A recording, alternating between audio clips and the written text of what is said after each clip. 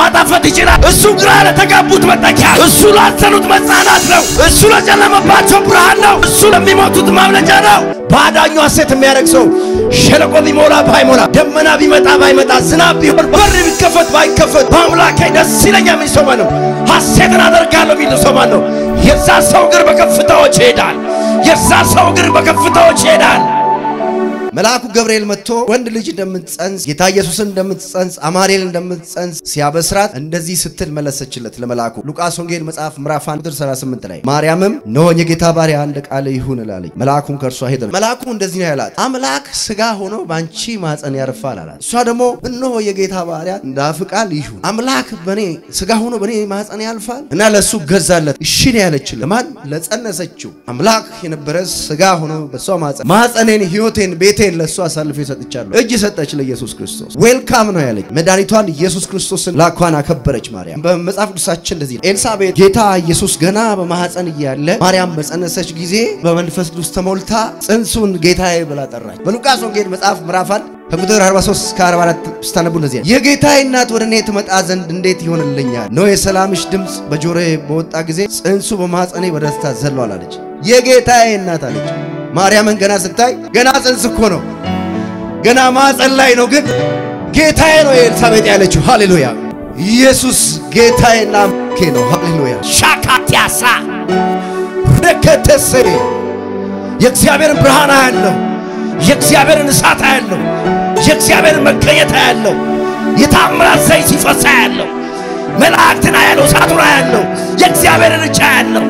የሚፈስ ከመድረክ የሚፈስ ዘይት አያለው ወራካቲያሳ ማርያም እዛው ሉቃስ ወንጌል መጽሐፍ ምዕራፍ 1 ቁጥር 46 47 ሄዳችሁ በመታዩ ሰዓት እንደዚህ ያለች ማርያምም እንደዚህ ያለች ነው ነፍሴ ጌታን ታከብረዋለች መንፈሴ በአምላክ በመድኃኒቷ ሐሴት ታደርጋለች ነው መድኃኒት የሚያስፈልገው ለማን ነው መድኃኒት ለሚታመም ሰው ያስፈልጋል መድኃኒት ለኃጢአተኛ ያስፈልጋል ኃጢአተኛ ምን ያስፈልጋል መድኃኒት ያስፈልጋል እኛ ምን ያስፈልገናል መድኃኒት ያስፈልገናል ለምን ኃጢአተኞች ደካሞች ስለሆነን መድኃኒት ያስፈልገናል ስለዚህ መድኃኒቴ ኢየሱስ ነው ብለን በልባችን አምነን በአፋችን መሰከረ ስለዚህ ኢየሱስ ምናችን ነው ስለዚህ በመድኃኒቴ ትላለች አምላኳን ማርያም መድኃኒቴ ብላ ታከብረዋለች በአምላኳ ቀላት ታቅምስ መድኃኒቴ ብላ ነው መጠራው መድኃኒት እኔ ነኝ አትልም በኔ በኩል አልፋችሁ መድኃኒት ታገኛላችሁ አትሉም በኔ በኩል ከሄዳችሁ መድኃኒት ይሆንላችሁ አትሉም የኔን በዓል ስታከብሩ መድኃኒት ይሆንላችሁ አላለችም እንደዚህ ነው ያለችው መንፈሴ በአምላኬ በመድኃኒቴ ሐሴት አድርጋለች ማርያም ሐሴት ባረገችበት በመድኃኒቱ ሐሴት የሚያደርግ አንድ ሰው ማለት ባዳኙ ሐሴት የሚያደርግ ሰው ሸለቆ ቢሞላ ባይሞላ ደመና ቢመጣ ባይመጣ ዝናብ ቢሆን በር ቢከፈት ባይከፈት በአምላኬ ደስ ይለኛል የሚል ሰው ነው ሐሴትን አደርጋለሁ የሚል ሰው ነው የዛ ሰው እግር በከፍታዎች ይሄዳል የዛ ሰው እግር በከፍታዎች ይሄዳል ማርያም በጌታዋ ቀልድ ስለማታቅ በቃና ዘገሊላ እንደዚህ ነው ያለው በዮሐንስ ወንጌል መጽሐፍ ምዕራፍ 2 ቁጥር 5 ላይ ቃና ዘገሊላ ላይ ወይን ጠጅ አለ ወይን ጠጅ ሲያል ሰርገኛ አለ ብዙ የመጣ እንግዳ አለ መጠጡ የለም ማርያም እዛ ስፍራ አለች አዳኛችን ኢየሱስ እዛ ስፍራ መጥቷልና የዛን ሰዓት ሰው ሁሉ ግራ ሲጋባው ሰርገኛው ግራ ሲጋባ የሰርገኛው ቤተሰብ ሁሉ ግራ ሲጋባ የሰፈሩ ሰው ከጉድ ውስጥ ገባን ሲል አስተናጋጆች ጉዱ አጠን ሲሉ ማርያም እንደዚህ ነው ያለችው እናቱም ለአገልጋዮቹ የሚላችሁን ሁሉ አድርጉ አለች እሱ ውሃን ወደ ወይን ጠጅ መቀየር ይችላል ኃይልና ስልጣን አለው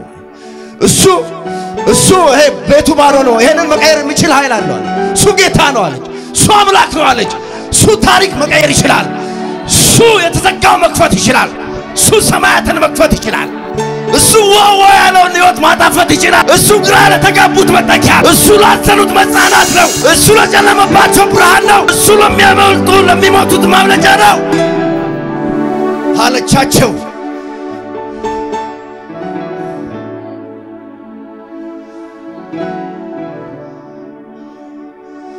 ጌታዬ ጌታዬ ጌታዬ ጌታዬ ጌታዬ ጌታዬ ጌታዬ ጌታዬ ጌታዬ ጌታዬ ጌታዬ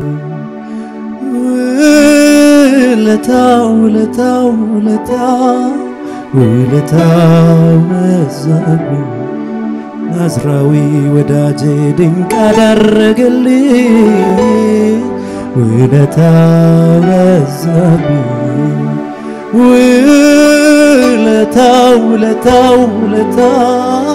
ውለታው በዛብኝ እግዚአብሔር አምላኬ ድንቅ አደረገልኝ ውለታው ኢየሱስ ስለኔ በመስቀል ሞተልኝ ውለታው በዛብኝ በእንጨት ተንጠልጥለው በርግማን ሆነልኝ ውለታው በዛብኝ በከበረ ደሙ በውድ ዋጋ ገዛኝ ውለታው በዛብኝ ሲጠራኝ ብቻዬን ዛሬ ግን አበዛኝ ውለታው በዛብኝ እጅግ ብዙ ነው የሱ ውለታ እንዴት ላመስግነው ከአይምሮ በላይ ነው የሱ ውለታ እንዴት ላመስግነው እንዴት ላመስግነው እንዴት ላመስግነው እንዴት ላመስግነው እንዴት ላመስግነው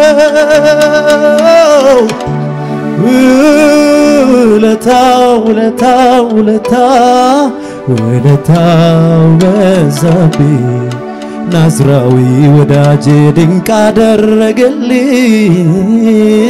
ውለታው በዛብኝ ጌታዬ ቶማስ እንደዚህ ነው ያለው ኢየሱስ ክርስቶስ ከሞት ከተነሳ በኋላ በሐዋርያት መካከል ተገኘና ጌታ ሆይ አለ አንተ ከሆንክ ሞትን ትንሣኤን ጎንን ነክቼ ነው ቼክ ማድረገው መነሳትን ቼክ ማድረገው አለ አላምንም አለ ትንሣኤን አላምንም አለ ለምን ተቀብረሃል የተወጋበትን እስኪ ቼክ ላድርገው አለ ጌታ ኢየሱስም የተወጋበትን ጎኑን ከተነሳ በኋላ አሳየው ሲነካ ጎኑ የተወጋ ነው እጁን ሲነካ በሚስማር የተወጋ ነው ጎኑ በጦር የተወጋ ነው ቼክ ሲያደርጉ እግሮቹም በሚስማር የተወጉ ናቸው በትልልቅ ሚስማር የተወጉ ናቸው የዛን ሰዓት ቶማስ እንደዚህ አለ ዮሐንስ ወንጌል መጽሐፍ ምዕራፍ 20 ቁጥር 28 ላይ ቶማስም ጌታዬና አምላኬ ብሎ መለሰለት ነው ቶማስ ጌታዬ ብሎታል ቶማስ አምላኬ ብሎታል ዛሬ እኔም እንደዚህ ላለው ጌታዬ ጌታዬ ጌታዬ ጌታዬ ጌታዬ ጌታዬ ጌታዬ ጌታዬ ጴጥሮስ ስለሱ እንደዚህ ሲል ተናግሯል በሐዋርያት ሥራ መጽሐፍ ምዕራፍ 2 ቁጥር 36 ላይ እንዲህ ይህንን እናንተ የሰቀላችሁት ኢየሱስም እግዚአብሔርን ጌታ ክርስቶስ እንዳደረገው የእስራኤል ወገን ሁሉ በርግጥ ይወቃለው ይሄንን ላይሁን ነው የሚናገረው ለገዳዮች ለሰቃዮች ጴጥሮስ ይሰብካል ምን ሲል ጌታ ኢየሱስ ክርስቶስ አድርጎት እግዚአብሔር አስነስቶታል ኢየሱስ ክርስቶስ እንደ ትናንትናው የምትወቁት አይደለም አሁን ጌታ ነው አላቸው እንደ ትናንትናው የምትተፉት አይደለም አሁን ግን አላቸው አሁን የሚገዛ ንጉስ ነው አላቸው አሁን እናንተንም ዓለምንም ይገዛል አላቸው አሁን ያያችሁት እንደ ትናንትናው አይደለም አሉ የኃጢአትን ዕዳ ከፍ የተነሳ ነው አሉ የዓለምን ኃጢአት አስወግዷል ነው ያላቸው ብዙዎች ከሲኦል እንዲያመልጡ ምክንያት ሆነ ኢየሱስ ክርስቶስን ሲሰብክ እናያለን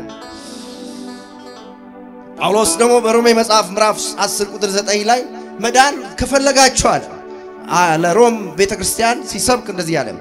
ኢየሱስ ጌታ እንደሆነ በአፍህ ብትመሰክር እግዚአብሔርም ከሙታን እንዳስነሳው በልብ ብታምን ትድናለህ ስለዚህ ኢየሱስ ክርስቶስ ጌታ ብለህ ስታምን አምላኬ ብለህ ስታምን ያንን ደግሞ በአፍህ ስትመሰክር ለመዳን የሚሆነው እውነት ይሄ ነው ሲል ጳውሎስ ሲያስተምራቸውና ሲሰብክ እናያለን ኢየሱስ ብቻውን ጌታ ነው ዮሐንስ ደግሞ በራእይ መጽሐፍ እንደዚህ ሲል ይናገራል በራእይ መጽሐፍ ምዕራፍ 17 ቁጥር 14 ላይ እነዚህ በጉን ይወጋሉ በጉም የጌቶች ጌታ የነገስታት ንጉስ ስለሆነ ነርሱ ድል ይነሳሉ ነው ስለዚህ በጉን ምን ሲል ይሰብካል የጌቶች ጌታ የነገስታት ንጉስ ይላል። ዓለምን የሚገዛ እሱ ነው ሲል በራእይ ዮሐንስ አይቶ የዓለም ገዢ ነው ሲል ስለ ኢየሱስ ጌትነትና አምላክነት ይናገራል። ከሐዋርያት ከቅዱሳን አንደኛው ሰው ማን ነው ካላችሁ እስጢፋኖስ ይባላል። እስጢፋኖስ ኢየሱስ ክርስቶስን ስለሰበከ ኢየሱስ ክርስቶስ ሐዋርያ ስለሆነ ሐዋርያት የዛን ጊዜ ይሰደዱ ነበርና እስጢፋኖስን በድንጋይ በኮብልስቶን ይፈነክቱትና ሊገሉት ጀመረ። ኢየሱስን ስለሰበከ ማለት ነው። ኢየሱስ በአይሁድ ዘንድ ይሰበክ ዘንድ ጌታ እንደሆነ አምላክ እንደሆነ ይሰበክ ዘንድ መስደመጥ መሰማት አይፈልጉም ነበርና ኢየሱስን ስለሰበከ ምን አደረጉት መሰላችሁ? ኮብልስቶን ሁሉም ህዝቡ ያዘና በኮብልስቶን አላፊ አግዳሚ ሙሉ ከተማው ላይ በኮብልስቶን ተቀጥቅጦ የሞተ ብቸኛ ሰው በኮብልስቶን በመቀጥቀጥ የሞተ ግን እንደዚህ ነው ያለው ሐዋርያት ሥራ መጽሐፍ ምዕራፍ 7 ቁጥር 59 እስከ 60 እስጢፋኖስም ጌታ ኢየሱስ ሆይ ነፍሴን ተቀበል ብሎ ሲጠራ ይወግሩት ነበር ነው። ጌታ ኢየሱስ ነው። ጌታ ኢየሱስ ሆይ ነፍሴን ተቀበል